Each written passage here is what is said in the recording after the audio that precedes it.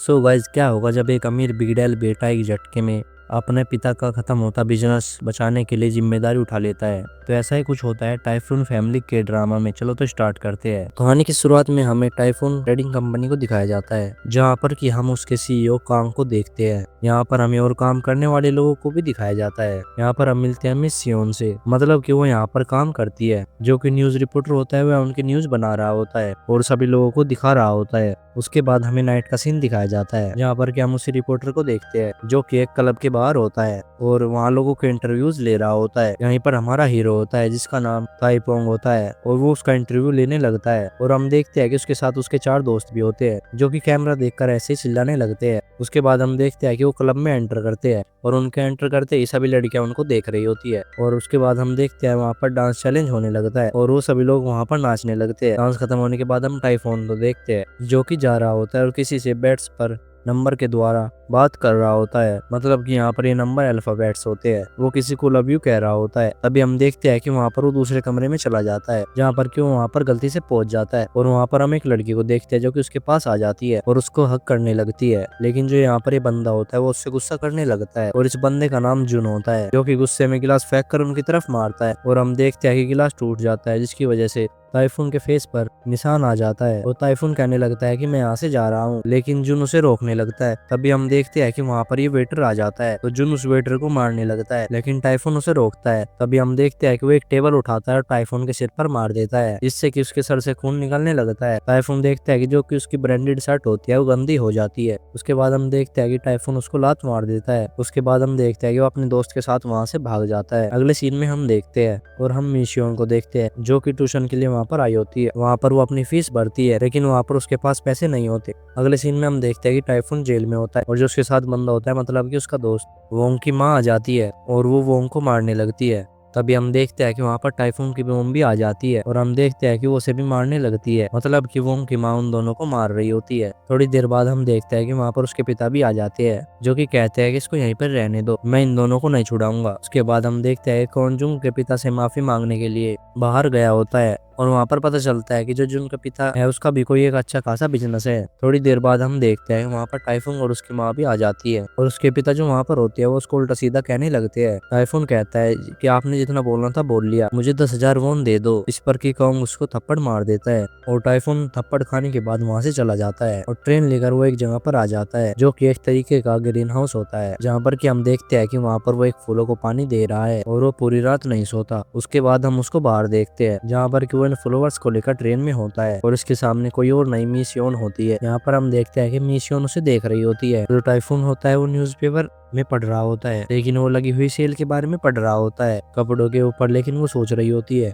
कि वो उसे देख रहा है, और हम मिशियोन को भी देखते हैं, जो कि उसको देख रही होती है। तभी हम देखते हैं कि उसका स्टेशन आ जाता है और वो उतर जाता है, लेकिन मिशियोन देखते हैं कि उससे एक फ्लोवर गिर चुका है। उसके बाद हम देखते हैं कि मिशियोन अपने ऑफिस में पहुंच जाती है। इधर हम टाइफून को देखते हैं, जो कि सो रहा होता है। तभी उसके पिता कांग वहाँ पर आ जाते हैं, जो कि साइड में रखे हुए फूलों को देखते हैं और स्माइल करते हैं। और हम देखते हैं कि वो फिर से बाहर जाते हैं। वहाँ पर उनकी पत्नी उससे कहने लगती है कि तुमने उसको मारा ही क्यों, जब तुमको इतना रिग्रेट करना ही होता है, तुम पूरी रात ढंग से नहीं सो पाए। यहाँ पर वो ये भी बताती है कि आपके जूते उसने साफ करके रख दिए। और हम देखते हैं कि वो उन्हें पहन कर जाने लगता है, और वो बहुत ही खुश होते हैं। लेकिन रास्ते में एक गाड़ी वाला उनके जूतों को खराब कर देता है, और हम देखते हैं कि उसे साफ करने लगते हैं। तभी हम देखते हैं कि टाइफून के पास उसके दोस्त वोंग का कॉल आता है, तो टाइफून अपने दोस्त के पास पहुंच जाता है, जहाँ पर कि वो दोनों एक दोस्त के बारे में बात करने लगते हैं। कहने लगते हैं कि वो एक तरीके से गायब हो चुका है। उसके बाद वो एक डेटिंग शो पर पहुंच जाते हैं, जहाँ पर हम देखते हैं कि कई सारे लोग होते हैं। यहाँ पर इन लड़कियों में हम एक लड़की को देखते हैं, जिसका नाम मीहू होता है। और फिर सीन शिफ्ट होता है और हम कांग को देखते हैं, और उन सभी के एम्प्लॉयज को देखते हैं। हम वहाँ पर देखते हैं कि वो सभी की पेंशन दे रहा होता है, और वहाँ पर वो सभी को ये भी बताता है कि आपने लास्ट मंथ बहुत अच्छा काम किया था, और इसी कारण मैं आप सभी लोगों को बोनस भी दे रहा हूँ।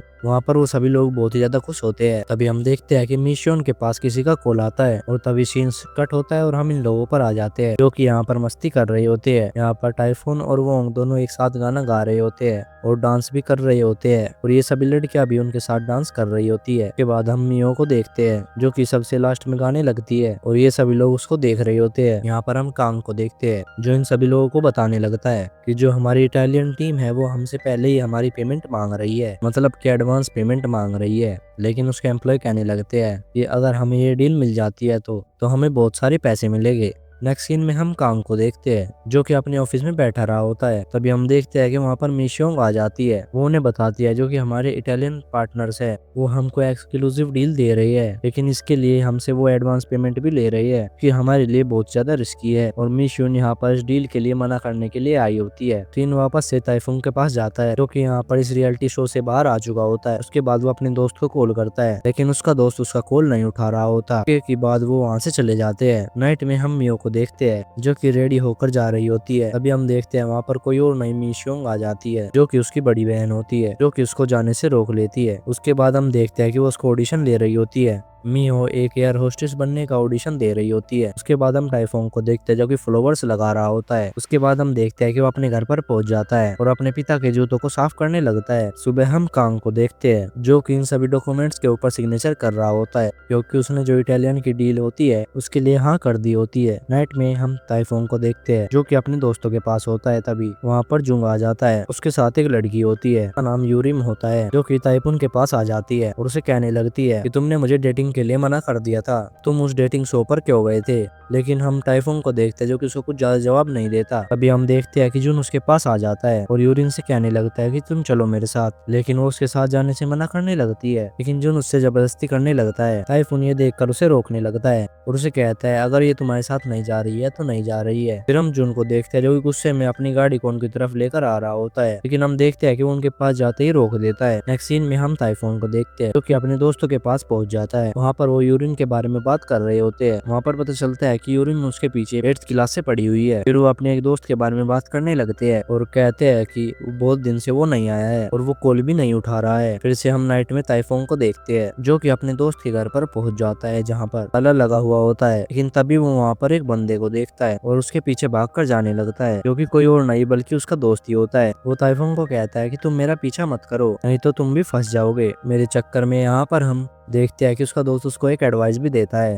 कहता है कि तुम अपनी फैमिली के साथ रहना और कहता है कि इस दुनिया में पैसा ही सब कुछ है और तुम किसी चीज पर भी बिलीव मत करना। और हम देखते हैं कि टाइफून उसे अपना वॉलेट और सब कुछ दे देता है और उसको वहाँ से जाने के लिए भी कहता है। के बाद हम देखते हैं कि वो वहाँ से पैदल जा रहा होता है। रास्ते में उसको उसके पिता दिखते हैं जो कि एक रेस्टोरेंट में खाना खा रहे होते हैं, लेकिन हम देखते हैं कि वो सीधा निकल जाता है। नेक्स्ट मॉर्निंग हम टाइफून को देखते हैं जहाँ पर कि उसका दोस्त वोंग भी होता है और वो दोनों इस ग्रीन हाउस में होते हैं। यहाँ पर वोंग कहने लगता है कि इस तरीके के फूल मैंने आज तक नहीं देखे, जिस पर टाइफून कहने लगता है कि इस तरीके के रोज यहाँ पर ही रुक रही है, ये सब मैंने ही किया है। पर टाइफून इन रोजेस को अपने पिता को दिखाना चाहता था। नेक्स्ट डे हम उसके पिता को देखते हैं जो कि ऑफिस में होते हैं, जहाँ पर वो सभी को बताती है कि इस मंथ की सैलरी वो किसी को भी नहीं दे पाएगा और जितने पैसे थे उसने इटालियन कंपनी को पहले ही एडवांस में दे दिए हैं। और ये बंदा यहाँ पर बैठा हुआ कह रहा होता है कि हमारा सामान अभी इटालियन से आ रहा है लेकिन वो अभी तक नहीं पहुंचा है। यहाँ पर हम इन सभी को देखते हैं जो कि उसको बहुत ज्यादा हिम्मत दे रहे होते हैं और कहते हैं कि आप हमें बाद में दे देना। और हम किम को देखते हैं जिसकी तबीयत कुछ ज्यादा अच्छी नहीं होती और हम देखते हैं कि वो अंदर जाता है और वहाँ पर बेहोश हो जाता है। उसके बेहोश होते ही सभी लोग उसके पास पहुंच जाते हैं, उसको हॉस्पिटल में ले आते हैं। यहाँ पर हम देखते हैं कि वहाँ पर टाइफोंग आ जाता है, वहाँ पर भागते हुए जा रहा होता है लेकिन वो मिशोंग से टकरा जाता है, लेकिन वो उसको सॉरी बोलकर सीधा चला जाता है। वो आगे जाकर अपनी मोम से मिलता है और कहने लगता है कि सब कुछ ठीक हो जाएगा। नाइट में हम मिशोंग को देखते हैं कि अपने अकाउंट बुक देख रही होती है। अभी हम देखते हैं कि वहाँ पर मीहो आ जाती है जो कि कहने लगती है कि इन पैसों को मत निकाल।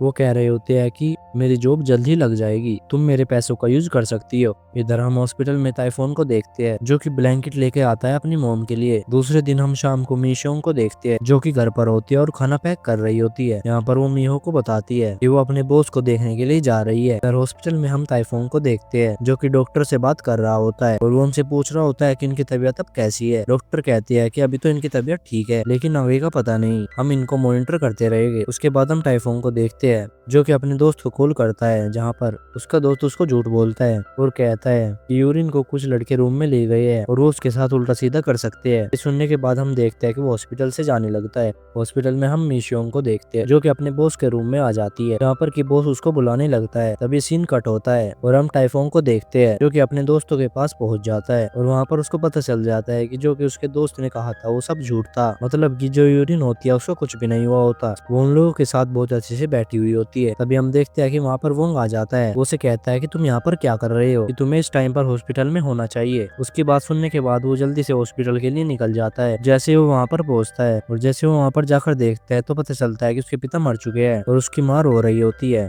उसकी माँ कहने लगती है कि तुम्हें अपने पिता के साथ रुकना चाहिए था, तो तुम कहाँ पर चले गए थे।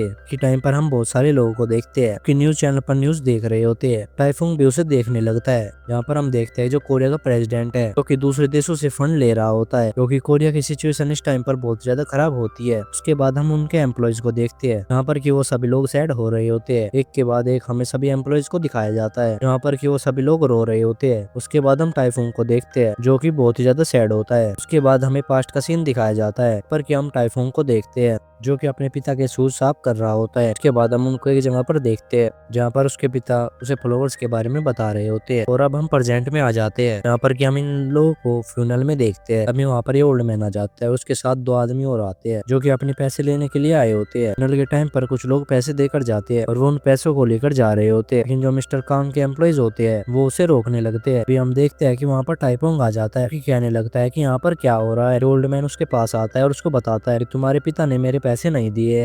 ये वोंग से कहने लगता है कि इन्हें ले जाने दो। ये हम देखते हैं कि मीशोंग उसे रोकने लगती है। वो उसे कहते हैं जो तुम्हारे पैसे थे वो पहले ही दिए जा चुके हैं। तभी हम देखते हैं कि वहाँ पर जुन का पिता भी आ जाता है। मीशोंग उसको देखने लगती है। उसके बाद हमें हॉस्पिटल का सीन दिखाया जाता है। यहाँ पर हम जुन के पिता को देखते हैं कि मिस्टर कांग से क्वेश्चन कर रहा होता है और कह रहा होता है कि वो कहाँ पर है। ये रिवील नहीं किया जाता कि वो किस बारे में बात कर रहे हैं। उसके बाद हम देखते हैं कि मीशोंग से जाते हुए देख लेती है। उसके बाद हमें नाइट का सीन दिखाया जाता है। यहाँ पर हम वोंग को देखते हैं जो कि अभी भी उस डिब्बे को लेकर बैठा हुआ होता है। टाइफूंग उसे कहने लगता है कि तुम अंदर जाकर सो जाओ। इस पर कि वो कहता है ये लोग फिर से उसे ले जाने की कोशिश करेंगे। वो वहीं पर ही सो जाता है। टाइफूंग इस जगह पर आकर बैठ जाता है। यहाँ पर की न्यूज चल रही होती है और हम देखते हैं कि वहाँ पर मीशोंग भी आ जाती है। इस न्यूज में बताया जा रहा होता है कि कोरिया रातों रात कर्जे में डूब गई। एक आदमी कह रहा होता है कि आपको अपने दुख से लड़ना चाहिए, जिस पर कि मीशोंग कहती है कि तुम अपने दुख से नहीं लड़ सकते। टाइफूंग उसे देखने लगता है। उसके बाद हम टाइफूंग को देखते हैं जो कि अपनी मोम को लेकर जा रहा होता है। उसके बाद हम देखते हैं कि उसे कार पार्क करना नहीं आता। उसके बाद हम मीशोंग को भी देखते हैं जो कि अपने घर पर पहुंच जाती है। यहाँ पर हम देखते हैं कि मियो वहाँ पर रेडी हो रही होती है। देखते हैं कि मीशोंग उसके पास आ जाती है। मियो बताती है कि जो कि उसको सिलेक्ट किया गया था वो रिक्वायरमेंट कैंसिल हो चुकी है। टाइम परमिशन रो रही होती है। उसके बाद हमें कुछ लोगों को दिखाया जाता है कि जॉब से निकाला जा रहा होता है। उसके बाद हम टाइफूंग को देखते हैं जो कि अपने दोस्त के साथ होता है, जो कि उसे कह रहा होता है कि ऑफिस में क्या पहन कर जाऊं। ऑफिस में हम सभी लोगों को देखते हैं यहाँ पर कि हम देखते हैं कि बहुत ही कम लोग वहाँ पर बचे हुए होते हैं। मिस्चा कह रही होती है कि अब आजकल सभी लोगों को जॉब से निकाला जा रहा है। तभी हम देखते हैं कि वहाँ पर टाइफूंग आ जाता है और ये सभी लोग उसे देखने लगते हैं। मिशोंग उससे पूछने लगती है कि तुम यहाँ पर क्यों आए हो। इस पर कि टाइफूंग कहने लगता है कि मैं अपने पिता की चीजें लेने यहाँ से आया हूँ। के बाद हम उसे ऑफिस में देखते हैं। अभी हम देखते हैं कि वहाँ पर फिर से ओल्ड मैन आ जाता है। वो कहने लगता है कि अब मेरे पास पेपर है कि तुम लोगों को मेरे पैसे देने होंगे। अभी हम देखते हैं कि टाइफूंग उसके पास आ जाता है जो कि उसको रोकने लगता है। इस पर कि ओल्ड मैन कहने लगता है कि तुम मुझे कैसे रोक सकते हो। वो वहाँ पर कहता है कि मैं अभी यहाँ पर काम करता हूँ, रात से मैंने अपना काम स्टार्ट किया है। के बाद हम देखते हैं कि ओल्ड मैन ऑफिस में चला जाता है। जैसे कि वो एक पेपर ले लेता है, कहता है कि तुम्हें मुझसे वापस लेना हो, और वो ये बोलकर उस पेपर को लेकर वहाँ से चला जाता है। उसके बाद हम मीशोंग को देखते हैं जो कि एक एम्प्लॉय फॉर्म लेती है। वो टाइफूंग के पास पहुंच जाती है पर वो कहने लगता है कि तुम्हें ये फॉर्म यहाँ पर भरना होगा। उसके बाद हम देखते हैं कि वो इस फॉर्म को भरने लगता है पर वो कुछ चीजों को भर पाता है और वो कहने लगता है क्या अब तुम ये कर सकती हो। पर वो कहते हैं हाँ मैं आगे का कर लूंगी। नाइट में हम टाइफूंग को देखते हैं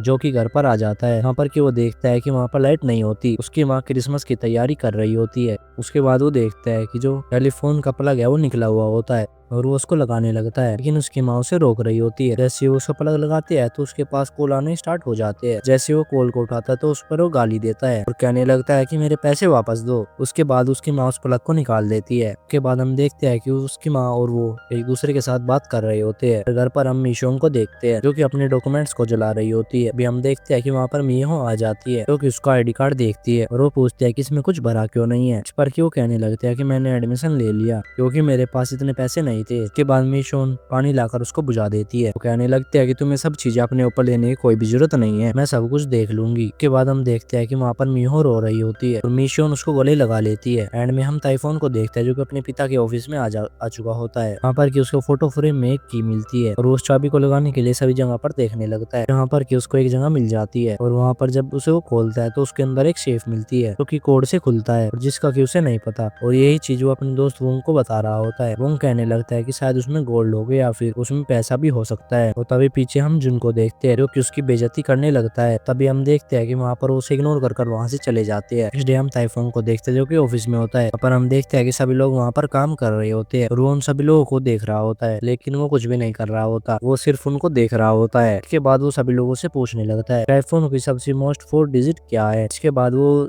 सभी लोग उसे इग्नोर कर वहाँ से चले जाते हैं। लंच टाइम होने पर हम उन सभी लोगों को देखते हैं कि खाने के लिए वहाँ से चले जाते हैं। यहाँ पर हम देखते हैं कि मिशोन उसको बताती है ताइफोंग ट्रेडिंग की 4 मोस्ट इंपोर्टेंट डिजिट 2072 है। उसके बाद हमें नाइट का सीन दिखाया जाता है। यहाँ पर कि हम ताइफोंग को देखते हैं जो कि अपने पिता के ऑफिस में होता है और उसमें डिजिट्स डाल रहा होता है। यहाँ पर कि हम देखते हैं कि वो बहुत सारे डिजिट को ट्राई करता है जो कि सभी गलत होते हैं। उसके बाद वो मिशोन के डिजिट को ट्राई करने लगता है और हम देखते हैं कि वो सीक्रेट सेफ खुल जाता है जिसमें कि बहुत सारी पासबुक होती है और वो पासबुक और किसी की नहीं बल्कि वहाँ पर सभी काम करने वाले कर्मचारियों की होती है, जिसमें कि उसके पिता ने सभी के खातों में बहुत सारे पैसे जमा करके रखे हुए होते हैं। और हम देखते हैं कि उसमें एक पासबुक ताइपोंग की भी होती है और वहाँ पर ताइपोंग देखता है कि उसमें उसके और उसके पिता का फोटो भी होता है। दूसरे दिन हम देखते हैं कि ये सभी लोग ताइफोन का वेट कर रहे होते हैं और ये कह रहे होते हैं कि शायद आज ताइफोन नहीं आएगा, लेकिन तभी ताइफोन आ जाता है और मिशोंग से कहने लगता है कि क्या तुम मेरे साथ खाने पर चलोगी। बाद हम देखते हैं कि वो उसके साथ खा रहा होता है। इस पर कि ताइफोंग कहने लगता है क्या तुम मुझको सिखा सकती हो कि मैं अपनी जॉब को अच्छी तरीके से कैसे करूं क्योंकि तुम इसमें अच्छी हो। उसके बाद हम देखते हैं कि वो बाहर आ जाता है और मिशोन वहां पर उससे कुछ कहने लगती है कि तुम्हारे पिता ने जाते टाइम मुझसे कुछ कहा था। वो बताती है, वो उससे कह रही होती है कि मेरा बेटा आगे चलकर बहुत ही अच्छा काम करेगा और मुझे पता है कि हाँ वो करेगा।